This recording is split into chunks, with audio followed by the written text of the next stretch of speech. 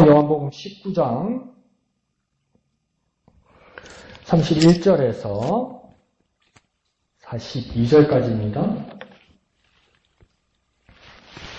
요한복음 19장 31절에서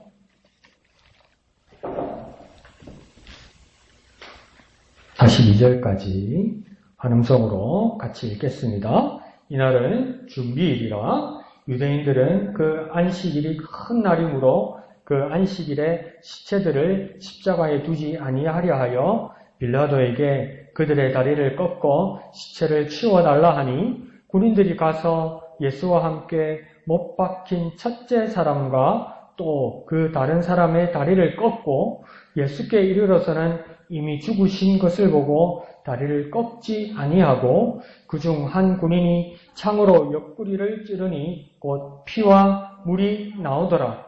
이를 본 자가 증언하였으니 그 증언이 참이라. 그가 자기 말하는 것이 참인 줄 알고 너희로 믿게 하려 함이니라. 이 일이 일어난 것은 그 뼈가 하나도 꺾이지 아니하리라 한 성경을 응하게 하려 함이라. 또 다른 성경에 그들이 그 찌른 자를 보리라 하였느니라. 아리마대 사람 요셉은 예수의 제자이나 유대인이 두려워 그것을 숨기더니 이 일 후에 빌라도에게 예수의 시체를 가져가기를 구하매 빌라도가 허락하는지라. 이에 가서 예수의 시체를 가져가니라. 일찍이 예수께 밤에 찾아왔던 니고데모도 모략과 침향 섞은 것을 100리트라쯤 가지고 온지라. 이에 예수의 시체를 가져다가 유대인의 장례 법대로 그 향품과 함께 세마포로 쌌더라. 예수께서 십자가에 못 박히신 곳에 동산이 있고 동산 안에 아직 사람을 장사한 일이 없는 새 무덤이 있는지라. 이날은 유대인의 준비일이여 또 무덤이 가까운 고로 예수를 거기 두니라. 아멘. 자, 오늘 본문은 예수님께서 십자가에 운명하신 후의 상황들을 요한의 시각에서 서술하고 묘사하는 그 장면입니다. 그래서 예수님의 어떤 십자가상의 모습, 그 사후의 모습에 대해서 크게 세 부류의 사람들이 예수님이 사후 처리에 대해서 요청하고 있고 또 일하고 있습니다. 그래서 이 세 부류의 사람, 첫 번째 사람은 유대인들이고 또 두 번째는요, 아리마대 요셉이고 세 번째는 니고데모입니다. 그래서 차례대로 보면 먼저 유대인은 이 큰 행사를 앞두고 이 마음이 이렇게 분주합니다. 그래서 그때를 안식일 중에서도 어떤 날이라고 지금 이야기하고 있냐면 큰 날이라고 이야기하고 지금 당하는 이 날을 준비일이라고 이야기하고 있습니다. 그러니까 큰 날을 지금 준비하는 날에 예수님께서 십자가에서 죽으셨다는 것입니다. 그러면 이 큰 날은 언제를 말하는 것일까요? 아마도 유대인들에게는 그 유월절을 말하는 것일 겁니다. 그런데 묘하게 그 유대인들의 달력이 이렇게 하다가 이렇게 겹치는 날이 어떤가요? 어떤 날이냐면 안식일과 그 다음 유월절이 겹치는 날이 왔다는 것입니다. 그러니까 우리 같으면 성탄절과 주일이 이렇게 겹치는 날. 또 겹치면 좋아하는 사람들 있죠. 일하기 귀찮은 사람. 돈 더 내기 싫은 사람. 이 사람들은 겹치는 거 좋아하겠죠. 그런데 유대인들은 이 겹치는 날이 더 큰 날이 되어버렸기 때문에 또 마음에 또 큰 부담이 있었다는 겁니다. 해외 토픽 뉴스 보셔서 알죠? 지금 그러니까 항상 우리 부활절이 가까울 때 부활절과 겹치는 날이 어디냐면 유대인들의 유월절이겠죠. 근데 이번에는 더 큰 일이 어떻게 생겼냐면 기독교인의 부활절, 유대인의 유월절, 또 달리게 묘하게 겹쳐가지고 이번에는 그러니까 이슬람의 라마단 이게 겹친 거예요. 그래가지고 저 중동이나 예루살렘이 지금 막 정율이 감돈다고 그랬잖아. 아니 다른 거 다 떠나서 어떤 종교든 뭐 있고 없고를 떠나서 가르친 거는 싸우지 말고 착하게 지내라 했을 건데 왜 그 명절이 겹친다고 막 그르릉대고 막 테러가 나오고 그럴까요? 참 안타까운 일입니다. 근데 이 당시에도 이 유대인들에게 유월절은 너무나도 중요했습니다. 왜냐하면 그들은 여전히 기대하며 기다리며 지켜야 할 절기였기 때문입니다.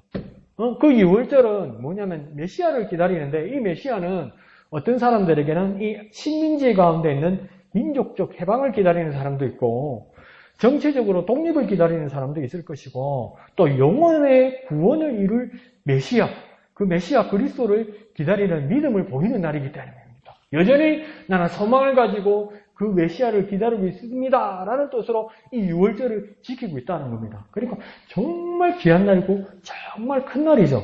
그런데 가만히 우리는 보면 아이러니지 않습니까? 그 메시아 그리스도를 자기 눈앞에서 십자가에 죽여놓고 뭐라고 이야기했냐면 우리는 오실 메시아를 기다린다. 유대인들이 이러고 있는 거야.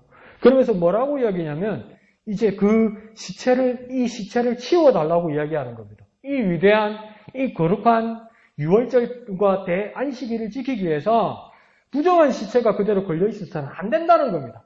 그래서 이날 준비일에 만반의 그 환경을 갖추어 놓겠다는 겁니다. 부정한 시체가 있어서는 안 되겠다는 겁니다. 그래서 뭐랍니까? 치워야 되겠다는 겁니다. 치워야 되는데 아직 시체가 아니더라는 것이죠. 그러니까 어떻게 하겠다는 겁니까? 시체를 만들어야 되겠다는 겁니다. 그래서 어떻게 요구합니까? 다리를 꺾어서라도 인위적으로 죽여서 시체를 만들어서 치워달라고 요청합니다. 누가요? 종교 지도자가요. 그러니까 십자가형은 뭐냐면 이쪽에 머리가 닿고 이쪽에 양팔이 이렇게 이 가로로 닿을 거 아니에요. 그러면 양쪽에 양팔에다가 못을 박고 다리를 모아서 이렇게 박아놨단 말이에요. 그러니까 사람이 이렇게 달려있으면 중력 때문에 어떻게 됩니까? 이렇게 쑥 어깨부터는 이렇게 쑥 떨어지겠죠. 떨어지면 이게 어떻게 되냐면 여기 있는 횡격막이 이렇게 푹 쪼여드는 거예요. 그러니까 숨이 안 쉬어지는 거죠. 숨이 안 쉬어지니까 숨을 쉬려면 어떻게 되겠습니까? 이 어깨 위로 이 십자가 위로 이렇게 몸이 올라가야 되잖아요. 그 자기가 어떻게 올릴 수 있습니까? 양발에 박힌 양발에 십자가가 그 못에 박혀 있지만, 그러니까 그 아픔을, 고통을 감내하고 막 비명을 지르면서 막 몸을 올리는 거예요. 그럼 횡격막이 풀려서 그동안 조금 숨을 쉬는 거죠. 근데 이게 계속 반복되는 겁니다. 이게 얼마나 고통스럽습니까? 그런데 이 다리를 꺾어달라는 뜻은 뭐냐면, 몽둥이로 다리를 부러뜨려서 더 이상 횡격막을 위로 못 내기도 다리 운동을 못 하도록 이거 다리를 부러뜨려 달라는 거 아닙니까? 이게 어떤 걸 뜻하는 거냐면 숨통을 조여달라는 겁니다. 이게 무슨 말이냐면 손은 안 댔지만은 이거 목 졸라 죽인 겁니다. 이게 이걸 해달라고 그런 거예요. 뭐 하기 위해서요? 자기들이 그 메시아를 기다리는 유월절을 거룩하게 지키기 위해서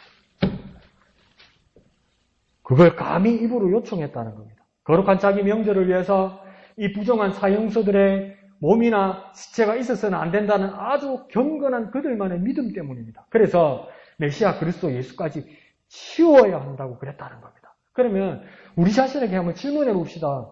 우리는 우리의 예배 성공을 위해서, 은혜를 위해서 그 거치장스러운 것, 부정한 것을 청소하다 보니까 혹시 잘못 치워서 주님까지 치우고 있지 않습니까? 우리 예배 성공을 위해서. 그러니까 하나님의 영광보다 우리의 은혜를 중심으로 하면 주님도 치워버릴 수 있습니다. 잘못하면요. 예배 성공, 내가 받을 은혜, 내가 먹고 살 것, 이거 해결할 것, 응답받을 것, 이것만 가지고 예배당에 들어오기 시작하면 다른 것을 치워버려야 할 때 어떻게 됩니까? 주님까지 치워버릴 수 있는 겁니다. 그런 잘못을 유대인이 범했고 우리도 조심해야 되고 우리도 깨어 있어야만 한다는 겁니다. 그래서 32절에는 두 강도의 다리를 꺾고 33절에는 예수님을 보니 이미 죽은 것 같습니다. 그러니까 다리를 꺾을 필요가 없었다고 여겼는지 어떡합니까? 창으로 옆구리를 찔렀다고 이야기합니다. 그러니까 어떻게 됐겠습니까? 이 양쪽의 강도들은 보니까 막 숨 쉬고 막 헛떡거리니까 살아있으면서 다리를 이렇게 몽둥이로 때려가지고 다리뼈를 부러뜨린 거예요. 그러면 나중에 이제 숨이 막혀서 죽겠죠. 그 이제 예수도 때리려고 보니까 이렇게 뭐 고기가 떨어져 있는 거죠. 그러니까 어떻게 합니까? 이게 상당히 높고 크니까 사람이 인체 위쪽에 있으니까 창으로 이렇게 툭툭 건드려 본 거죠. 예수님은 건드려 본 거죠. 그래가지고 확실히 죽었는가를 본다고 그러면서 창을 가지고 이렇게 옆구리 쪽으로 이렇게 푹 찔른 거죠. 그러니까 밑에서 찔렀을 거 아닙니까? 그러면 대각선으로 밑에서 위로 푹 찔렀겠죠. 그러면 그 옆구리만 살짝 찔린 게 아니고 어떻게 됩니까? 심장까지 창끝이 쭉 타고 올라갔겠죠. 그래서 창을 탁 뽑으니까 어떻게 됩니까? 그 34절 하반절에 피와 물이 쏟아졌다 이렇게 이야기합니다. 그래서 피는 뭘 상징하고 물은 뭘 상징하고 그거는요 여러분 다른 책 보고 충분히 이해하시고요.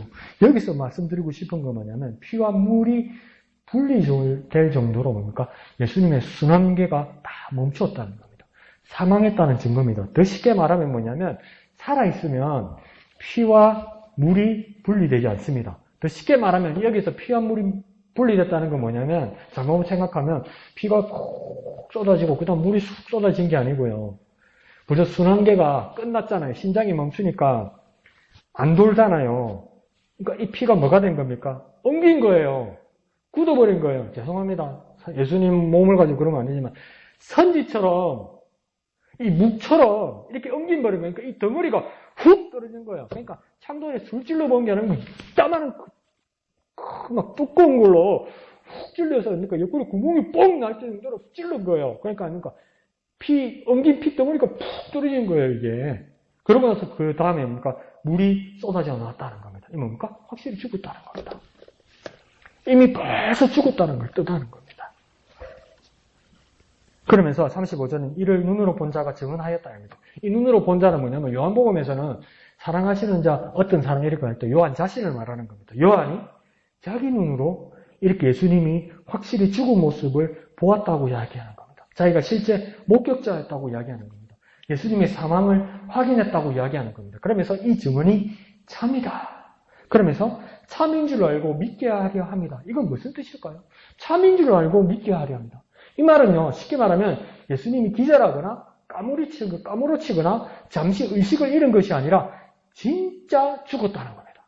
그걸 뭡니까? 여호와 내가 확실히 확인했다는 겁니다. 그러니까 나중에 사흘 후에 다시 나타나시는 그 예수는 죽음에서 부활하셨다는 것을 믿게 하는 첫 번째 단계란 겁니다. 그러니까 다시 말하면 쉽게 말해서 부활하기 위해서는 뭡니까? 먼저 죽었다는 전제가 있어야 된다는 겁니다. 부활이란 건 까무러쳤다가 깨어난 것이 아니라 부활은 깨어난 게 아니에요. 자다가 일어난 게 아니에요. 환수 상태에 있다가 다시 심장이 돌아온 게 아니에요. 그러니까 확실히 죽은 다음에 그 다음 살아나는 것이 무엇입니까? 부활이라는 거예요. 그러니까 부활하기 위해서 예수는 확실히 뭐 하셨다는 겁니까? 먼저 죽으셨다는 것입니다. 그러니까 예수는 왜 죽으신 것입니까? 부활하기 위해서 죽으셨다는 겁니다. 예수 왜 죽으셨습니까? 다시 살기 위해 죽으셨다는 겁니다. 그러니 사흘 후에 만날 그 예수님은 뭡니까? 확실히 죽었던 그 예수가 다시 살아나셨다는 겁니다. 그러면 우리도 뭡니까? 그 예수님을 닮아 죄에 대해서 우리가 죽고 확실하게 죽고 뭡니까? 다시 예수로 살아나는 그 부활 가운데 있게 될 거라는 겁니다. 그러니까 우리는 어떤 믿음을 가져야 됩니까? 부활을 위해서 예수는 죽으셨다. 예수는요, 다시 살기 위해 죽으셨다. 그 죽음에 대한 의미를 확실하게 이런 식으로 믿어야 된다는 겁니다. 부활하기 위해서 예수는 죽으셨다. 다시 살기 위해 죽으셨다.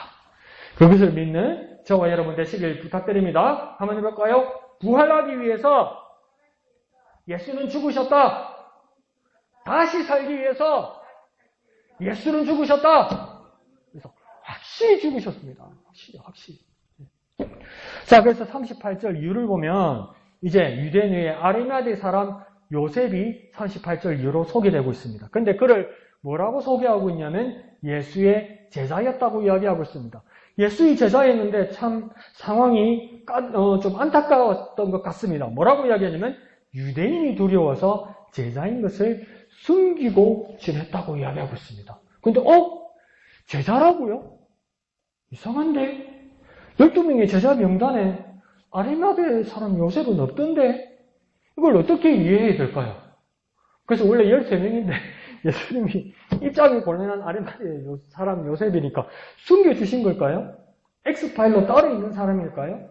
그런데 누가복음을 보면 전도로 예수님이 보낼 때, 제자들을 보낼 때 몇 명이 있었다고 이야기하면 70여 명의 제자들이 더 있었던 그 흔적이 있습니다.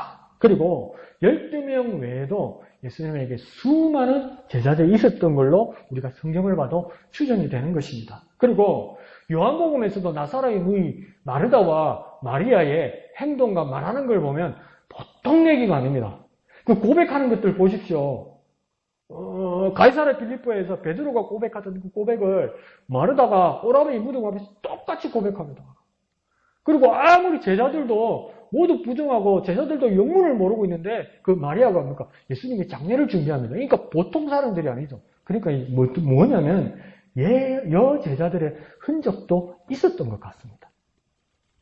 그래서 그 여러 제자들 중에 한 사람이 아리마대 요셉도 포함되었던 것 같습니다. 그래서 아마 요셉은 또 어떤 사람이냐면 사내들인 공회원의 그 의원이었다고 이야기합니다. 그러니까 요즘으로 따지면 국회의원이기까지 했다고 이야기하는 겁니다. 국회의원이 되면요. 지금은 기억이 안 나는데 국회의원이 되기 전보다 국회의원이 되면 혜택을 누리는 게 그 VIP로 혜택을 누리는 게 30가지가 넘는데요. 그러니까 얼마나 하고 싶겠습니까? 우리나라로 국회의원 얼마나 하고 싶겠습니까? 근데 그 아리마대 사람 요셉이 이 공회원인데 이걸 내려놓고 주님만 따르겠다는 게 이게 쉬운 일 아닐 거란 말이에요. 우리도 어떡하겠습니까? 다른 거 다 떠나고 판검사 내려놓고 주님 따르라면 우리 뭐라 했습니까? 어머니 아버지들이 주님 절 쓰세요. 왜 우리 애를 건드세요? 이러지 않겠어요? 근데 이 아리마대 요셉도 그런 상황이었다는 것이죠. 그래서 여태까지 예수님이 제자인 것을 숨겼습니다. 근데 38절 중반절에 보면 이제 아리마대 요셉은 변했습니다. 어떡합니까? 예수의 시체를 가져가기를 빌라도에게 구합니다. 이 말은 뭡니까? 예수님의 시체를 달라고 이야기합니다. 빌라도가 물어보지 않았겠어요? 당신 누구요? 예, 사내들인 공회원의 아리마대 사람 요셉입니다. 근데 뭘 요구하시고? 예수님의 시체를 주십시오. 뭐 하려고요? 제가 준비한 무덤에다가 예수님을 안치하려고요. 예수님을 당신이 왜 안치하는데요? 사실은 저 예수님의 제자입니다. 이렇게 말했다는 겁니다. 이게 얼마나 유대인들 앞에서 위험한 결정이고 행동입니까? 저 아직도 기억해요. 우리나라 대통령 한 분 돌아가시면서 장례식을 하는데 본 장례식도 아니고 이제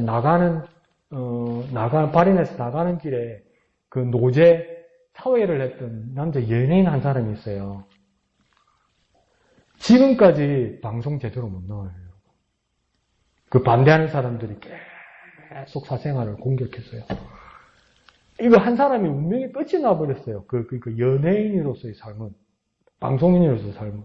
그런데 이 아리마대 요셉이 갑자기 예수님의 시체를 달라고 총독에게 요구하고 자기 신분을, 자기가 예수님의 제자라는 것을 밝혔다는 겁니다. 이게 얼마나 위험한 결정이고 행동인지 모릅니다. 근데 38절 한가운데 보면 38절 한가운데 뭐라고 기록되어 있냐면 아리마대 사람 요셉은 예수의 제자이나 유대인이 두려워 그것을 숨기지는 그 다음에 뭡니까? 이 일 후에 라고 기록되고 있습니다. 그러니까 이 일 후에 요셉은 변했다는 겁니다. 그러면 우리에게 한번 질문해 봅시다. 저와 여러분에게 어떤 일을 통해 갑자기 변화되었나요? 예수님을 알고 예수님을 믿고 나서 어떤 일이 계기가 되어서 담대한 믿음과 순종과 헌신을 하게 되었나요? 개인적으로 자신의 삶의 역사에서 어떤 사건, 어떤 이벤트가 그 계기가 되었나요? 아리마대 요셉처럼 이 일 후에 계속 묻고 결단하는 저와 여러분이 되었으면 좋겠습니다. 나는 언제 이후로 변화되었는지, 나는 언제 이후로 변화되었는지, 이전으로 돌아가지 않고 더 이상 두려워하지 않고 더 이상 내 환경에 얽매이지 않고 이 일 후로, 나에게는 이 일 후로 변화되었다는 그 상황을, 그 사실을, 그때를 기억하여서 그 자리를 떠나지 않는, 그 삶의 변화를 떠나지 않는 저와 여러분 되었으면 좋겠습니다. 그 담대함을 가지는 저와 여러분 되었으면 좋겠습니다. 그 용기와 믿음이 다시 살아나는 저와 여러분 되었으면 좋겠습니다. 그래서 한번 묵상하고 스스로에게 한번 기록하고 스스로에게 한번 확인해 보십시오. 이 일 후에 나는 어떤 일 후에 예수님께로부터 변화된 삶을 살았는가? 그 변화된 삶을 유지하는 저와 여러분 되었으면 좋겠습니다. 자, 세 번째 인물은 누구냐면 니고데모입니다. 이 사람이 나타납니다. 그런데 일찍이 39절에 뭐라고 이야기하냐면 일찍이 예수께 밤에 찾아왔던 니고데모 이렇게 이야기합니다. 그건 어디에 나오는 겁니까? 요한복음 3장에 등장한 사람이죠. 이 사람은 호의를 가지고 예수님을 찾아왔습니다. 그런데 이 사람도 두려워서 밤에 몰래 예수님을 찾아왔습니다. 그런데 그 예수님을 만나 이야기하면서 가만히 보십시오. 말이 하나도 안 통했습니다. 예수님은. 어떻게 합니까? 예수님에게 좋은 뜻으로 가지고 왔는데 예수님은 뭐라고 자꾸 책망하고 부끄러움을 주냐면 너는 유대인의 선생으로서 이것도 모르느냐? 이렇게 책망만 듣고 갔습니다. 당시에는 무한을 당하고 이해도 잘 하지 못했던 사람이 니고데모죠. 그런데 그 예수님을 섭섭하게 생각하거나 예수님을 부정하거나 예수님을 미워하지 않았던 것 같습니다. 그런데요. 어떤 사람은 니고데모가 비겁했다고 이야기하고 아리마대 요셉도 먹고 사는데 매몰된 사람이라고 그렇게 비판할지 몰라도요. 저는요. 아리마대 요셉보다도 못하고 니고데모보다 못하다는 걸 제가 제 자신을 그 정도는 알아요. 왜요? 저는요. 무한다고 무시당하면요. 그 사람 따지시면 절대 안 보거든요. 쉽게 말해서 그게 뭡니까? 내가 강직한 게 아니고 우리 어머니들 잘 하는 말 있잖아요. 저거 잘 삐낀데. 저거 죄송합니다. 우리 여지사님 앞에서 그러면 안 되지만 요즘 그런 말하면 안 되나? 저거 가시나 맺고는 억수로 잘 삐낀데. 무시가 시키가. 그런 말하면 안 되죠. 요즘. 하여튼 억수로 잘 삐낀데 지금. 제가 니고데모 삐끼갖고 예수님한테 삐져가지고 예수님에 대해서 정말 나쁜 감정밖에 가지지 않을 것 같아요. 그런데 계속 예수님은 공생의 사역을 시작하면서 계속 유대인들에게 미움을 받거든요. 그래서 유대인들이 자기들이 모여서 모의하고 계속 준비하는 계획들은 뭐냐면 어떻게 하면 예수를 죽일까 그것만 회의했어요. 요즘 우리나라 정치판 같지 않습니까? 국회 같지 않습니까?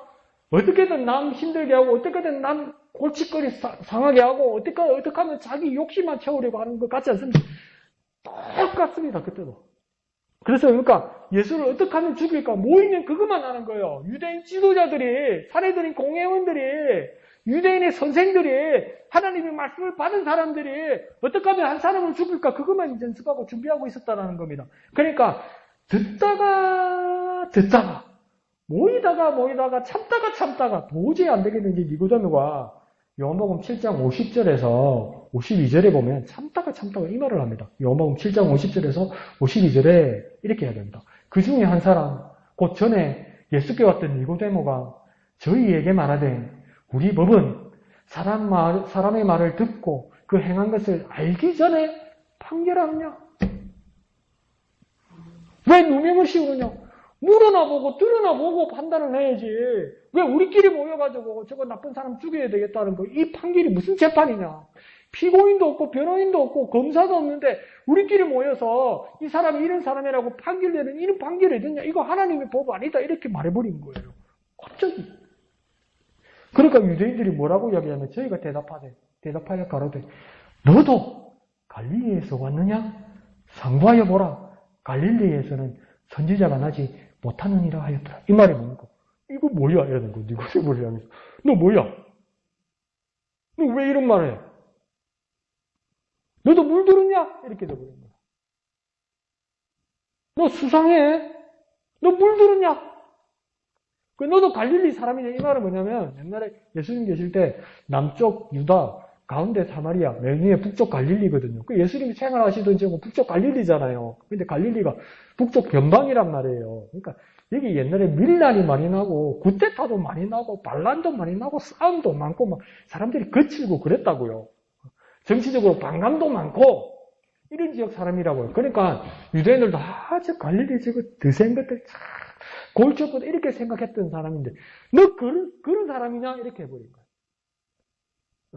그러니까 니고데모가 그때 그런 곤란과 어려움을 당하기도 했다는 겁니다. 그러니까 여전히 무엇입니까? 예수님에게 삐지지 않고 예수님을 무시하지도 않고 예수님에게 나쁜 감정을 가지지 않았다는 거예요. 이거 뭡니까? 죄송합니다. 세상 말로 이렇게 착한 사람이 어디 있습니까? 이렇게 순수한 사람이 어디 있습니까? 제가 2000 몇 년이었죠? 헬라 유학기 때 계절학기 수업을 할 때 그 교수님이 마가복음 전공자인가, 누가복음 전공자인가, 마가복음 전공자인가 그랬어요. 그 수업을 하면서 가르치시다가 뭐라 그랬냐면 니고데모 이야기가 나온 거예요. 니고데모 이야기를 하다가 뭐라 했냐면 니고데모가 요한복음 3장에 예수님을 만나러 왔다가 만나고 와서 상당히 무한을 당하고 예수님 말도 하나도 못 알아듣던 사람인데 예수님이 돌아가시자마자 니고데모가 변했다. 이건 놀라운 성령의 역사다. 한 번에 변했다. 이렇게 이야기하더라고요. 그래서 실종이는 그런 말이 아니고 예수님이 편을 들던데요. 그러니까 그걸 내가 잊어버리고 내가 글을 잘못 쓴 것 같다면서 저를 불러가지고 밥을 한번 사주신 적이 있어요. 그래서 제가 또 안 잊어버리는 거예요. 그럼 제가 능력이 있는 게 아니고 우연히 저도 알게 된 거죠. 그렇지만 뭡니까? 니고데모처럼 이렇게 착한 사람이 있습니까? 이렇게 순수한 사람이 있습니까? 이렇게 예수님을 존경하고 우러러 보는 사람이 있습니까? 야, 정말 훌륭한 사람 같아요. 한번 조용히 묵상해 보십시오. 이 사람은 삐지지 않았다. 그리고 여전히 예수님을 옳게 보았다. 더 쉽게 말하면 정확하게 예수님의 말씀 뜻을 이해하지 못해도 이분이 정말 훌륭하신 그리스도라는 것을 니고데모는 알고 있었다는 겁니다. 그러니까 니고데모는 처음에는 두려워하였고 그 다음 갈등하였지만 이제는 니고데모가 어떡합니까? 마지막에 와서 결단합니다. 이제는 죽어서 도무지 능력도 권한도 도움도 되지 못할 것 같은 예수님 앞에 몰약과 침략을 당당히 가지고 옵니다. 결국은 니고데모는 어떻게 했습니까? 예수님께로 돌아왔습니다. 결국은 예수님께 돌아옵니다. 그러니 우리도 니고데모처럼 어떤 사람이 되어야 되겠습니까? 예수님께로 돌아가야 합니다. 니고데모처럼 결국은 예수님께로 돌아가야 합니다. 그래서 가로해놓고 그렇게 써놓으십시오. 삐끼지 말고 삐끼지 말고 그 니고데모처럼 예수님께로 돌아가자. 니고데모처럼 예수님께로 돌아가자. 니고데모는 여전히 그 마음에 예수님을 품고 있었던 것이죠. 그래서 우리도 그렇게 결단합시다. 니고데모처럼 예수님께로 돌아가자. 한번 해볼까요? 니고데모처럼 예수님께로 돌아가자. 그렇게 니고데모처럼 예수님께로 결국은 돌아가는 저와 여러분 되시기를 부탁드립니다. 그래서 작은 소리로 삐끼지 말고. 자, 이제 한 가지 문제가 생겼습니다. 이제 마지막 예수님을 안치를 하면서 장례를 하면서 문제가 하나 생기는데 뭐라고 이야기하냐면 유대인의 장례법대로 예수님을 안치했다고 이야기하고 있습니다. 그런데 유대인의 장례법이 원칙이라면 이 몰약, 진향, 향품 이것들을 쓰면 안 됩니다. 유대인의 원래 장례법에는 몰약, 진향, 향품 이거 안 씁니다. 원래는 그냥 1일절 당일 1일장으로 당일 무덤에 그냥 안치하는 것이 끝입니다. 그러니까 옛날에 몇 년 전에 왜 우리 교회에서 왜 그 누가 광고하시다가 그 기독교 상조 그 오셔가지고 집사님 가입하셨죠. 그래서 아주 세심하게 준비 잘 하셔서 이렇게 설명도 잘 해주시더라고요. 그런데 그분도 그렇게 이야기했죠. 성경대로 유대인의 장례법대로 뭐 할 거라고 그랬는데 그 내가 속으로 웃었지. 유대인의 장례법이면 350도 없고 그 다음에 몰약 침향도 원래 쓰면 안 되는 거고 그러니까 그냥 우리 문화로 하는 겁니다. 우리 문화로. 그래서 그 굵은 베옷을 입고 막 회개한다 이런 말 성경에 많이 나오잖아요. 그 굵은 베옷이 천으로 된 300옷도 아니고요. 엄청 거칠거칠한 옷을 입고 고통 중에 기도한다는 뜻으로 입는 거거든요. 그게 염소털입니다. 염소털. 짐승털이에요. 그러니까 막 끌끌끌하게 고통 가운데서 기도한다는 뜻이고. 근데 이제 우리가 이해하기 쉽게, 한국 사람이 이해하기 쉽게 이제 베옷을 입는다.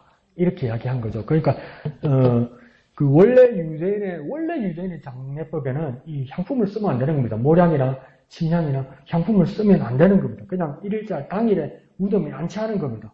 그런데, 그러면 왜 예수님을 모량, 침향, 향품을 쓰고 또 왜 이렇게 그 무덤에다가 그런 일일장답지 않게 그렇게 많은 것을 치장해서 무덤에 안치했을까? 그런 것들을 이렇게 사람들이 이렇게 보다 보니까 이렇게 고민이 됐죠. 왜 이렇게 됐을까? 어떤 사람들은 뭐라고 이야기했냐면 문화에 따라 시대에 따라 그렇게 변해온 것이다. 그게 잘 되고 못 되고가 아니라 그 문화를 따라온 것이다. 그렇게 이야기하기도 하고, 근데 어떤 분들은 뭘 찾았냐면 열왕기나 역대기에 왕들의 장례식을 보니까 몇 왕들이 어떻게 되냐면 이 향품을 쓴 흔적이 있습니다. 그러니까 평민들이나 일반 사람들은 그냥 바로 무덤에다가 그날 안치를 하는데 왕들 같은 경우에는 왕이라는 그 호칭과 왕이라는 권위와 그 왕이라는 그 환경 때문에 뭐냐면 더 중교해서 향품이나 모량이나 침향을 써서 이렇게 왕의 장례를 지냈던 것을 보게 되는 겁니다. 그러니까 오늘 요한복음에서 말하는 유대인의 장례법대로 예수님의 장례를 치렀다는 뜻은 뭐냐면 유대인의 왕으로서 장례했다 이 말입니다. 그러니까 일반 유대인들이 원래 하나님 주신 법대로 예수님을 장례를 치렀다는 말이 아니라 유대인의 왕으로서 예수님이 장례를 치렀다 이 말입니다. 그러니까 아리마대 요셉과 니고데모는 그 준비와 드려지는 장례 절차를 통해 어떤 고백을 하고 있는 거냐면 예수는 왕이시다. 예수는 왕이시다는 고백으로 예수님의 장례를 치렀다는 겁니다. 예수는 보통 사람이 아니다. 일반 사람이 아니다. 예수는 왕이시다. 그 고백을 지금 그 모습으로 행동으로 가지고 온 물건으로 주님 앞에 드렸다는 것입니다. 그러니까 어떤 고백입니까? 예수는 왕이시다. 예수의 죽음 앞에서도 이들은 뭘 고백한 겁니까? 예수는 왕이시다. 근데 제자들은 다 어떻게 됩니까? 도망갔죠. 왜 도망갔습니까? 끝났다.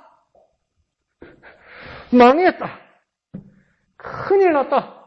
걸리면 죽는다. 이러면서 다 도망간 거예요. 이해하지, 나도. 걸리면 죽는 거지, 이제는. 그런데 뭡니까? 이 두 사람은 뭘 하고 있는 겁니까? 예수의 신 앞에서 행동으로 고백하는 겁니다. 예수는 왕이시다. 이 죽음 앞에 있을지라도, 죽은 모습으로 계실지라도, 예수는 왕이시다. 이것을 뭡니까? 모습으로 고백하는 겁니다. 우리 삶에서도 입과 모습으로 고백하는 저와 여러분 되시기를 부탁드립니다. 비록 우리 기도가 들리지 않는 것 같고 응답받지 못하는 것 같고 능력 없는 것 같고 세상으로부터 조롱당하는 것 같고 세상이 우리를 비웃을지라도 우리의 고백과 우리의 삶은 여전히 예수는 왕이시다. 예수는 왕이시다. 예수는 나의 왕이시다. 이 고백과 삶이 드러나는 저와 여러분 되시기를 부탁드립니다. 한번 해볼까요? 예수는 왕이시다. 예수는 왕이시다. 이렇게 삶과 고백으로 넘쳐나는 저와 여러분 되시기를 부탁드립니다. 자, 능력 있고 인기 있고 수많은 사람들이 따르던 그 예수의 모습은 이제 더 이상 없었습니다. 대언해주고 편들어주고 도와주시던 그 예수는 이제 죽었습니다. 여전히 예수의 사람이라는 것이 발각되면 이제 똑같이 예수님처럼 죽을 수도 있습니다. 그런데 아리마대 요셉은 2일 후에 예수님의 시신을 내놓으라고 빌라도에게 당당하게 요구합니다. 그리고 밤에 몰래 예수님을 찾아왔던 니고데모는 왕이신 예수라는 고백으로 모략과 침령을 가지고 오는데 그 양이 뭐라 합니까? 100리터라고 그러는데 설명된 것처럼 34kg이나 된다고 이야기해요. 필요 이상으로 정말 많은 것을 가져와서 예수님은 진짜 왕이십니다. 예수님은 왕이십니다. 다 보라고 한가득 가져왔다는 겁니다. 우리는 죽으시는 예수님을 보고 어떤 담대함과 어떤 소망을 가지시나요? 우리도 요셉처럼, 우리도 니고데모처럼 설사 나를 더 이상 힘으로 도와주지 않고 설사 금전으로 나에게 내어줄 수 없는 예수일지라도 내 편 들어주고 나의 방편mel가 되지 못하고 처절하게 죽어간 예수일지라도 그 예수가 내게 계시면 여전히 예수는 나의 왕이시다는 고백을 할 수 있는 그 담대함과 소망을 가지고 계신가요? 예수 살아계실 때는 내 편 들어주시고 예수 살아계실 때는 나를 위해서 방해해 주시더니 이제 예수가 시신이 되고 돌아가셨더니 이제 아리마대 요셉과 니고데모가 예수 시신의 방음막이 되어야 했습니다. 보호자가 되어야만 했습니다. 그런 담대한 소망과 믿음을 저와 여러분은 가지고 있나요? 그런 변화된 삶을 사는 저와 여러분 되었으면 좋겠습니다. 죄송한 질문이지만 요셉과 니고데모는 지금 이 상황에서 예수님이 부활할 것을 알았을까요? 솔직하게 말하면 미지수입니다. 예수님이 살아나신 후에 여인들과 제자들의 반응을 보십시오. 예수님 그렇게 말씀하셔서 죄송합니다. 놀래 나자빠지잖아요. 난리가 나잖아요. 그런데 지금 예수님이 시신을 안치하고 장례를 치르는 이 요셉과 니고데모가 예수님이 부활할 것을 알았을까요? 몰랐을 가능성이 더 높습니다. 그러면 이 요셉과 니고데모의 모습은 예수님을 어떻게 대한 것입니까? 어떤 조건도 없이 예수님의 편이 되어 있었던 겁니다. 내 믿음은 어떤 조건도 없이 예수님을 바라보고 사랑하고 있는가? 우리의 삶의 현장에서 죽음 같은 자리에서 우리는 어떤 용기와 담대함과 확신이 있나요? 나는 아직도 조건을 걸고 그것을 주시면, 그렇게 해 주시면 그것 때문에 예수님이 내 구주이시고 내 왕이시라는 것을 고백할 그 조건을 걸고 있나요? 요셉은 그 조건이 없었습니다. 니고데모도 그 조건이 없었습니다. 옛날에 어릴 때 교회 열심히 다니는 저를 보고 우리 아버지가 저를 놀린다고 그렇게 노래를 부른 적이 있어요. 예수 믿어 볼랐고 예배당에 갔더니 눈 감으라 해놓고 신발 숨가 갔더라. 뭐 해줄라고, 뭐 얻어먹으려고, 뭐 받으려고 교회 갔더니 도로 잊어버리고 도로 뺏겼더라. 그렇게 실망스러운 곳이다 하면서 저를 웃기고 놀리시는 아버지가 기억이 나는데, 요셉과 니고데모는 잃어버릴지라도, 자기 목숨을 잃어버릴지라도 예수님 편이 되어 있었습니다. 우리에게도 그런 믿음이 살아나면 얼마나 좋을까요? 어떤 조건도 없이 나는 예수의 편이 되기를 원합니다. 오직 예수 때문에 갖는 그 담대함과 용기를 주옵소서. 어떤 조건도 없이 내가 예수님을 사랑하기를 원합니다. 그 깊은 단계까지 들어가기를 원합니다. 그 깊은 사랑 안으로 들어가기를 원합니다. 내가 이제 예수님의 사랑을 받았다면 나도 내 사랑을 예수님께 드려야 될 것인데, 아리마대 요셉과 니고데모처럼 어떤 조건도 없이 내 목숨을 걸고 내 모든 것을 들여서 내 인생, 내 생명 전체를 들여서 예수님을 사랑하는 자리로 들어가기를 원합니다. 그때 비로소 부활하신 주님을 만나는 저와 여러분이 될 것입니다. 그 사랑 가운데 함께하는 저와 여러분 되시기를 부탁드립니다. 오직 예수님 때문에 갖는 사랑, 그 담대함을 주시옵소서. 그렇게 간절히 기도해서 부활의 자리로, 예수님을 만나는 자리로 나아가는 저와 여러분 되었으면 좋겠습니다. 찬송하신 후에 기도하도록 하겠습니다.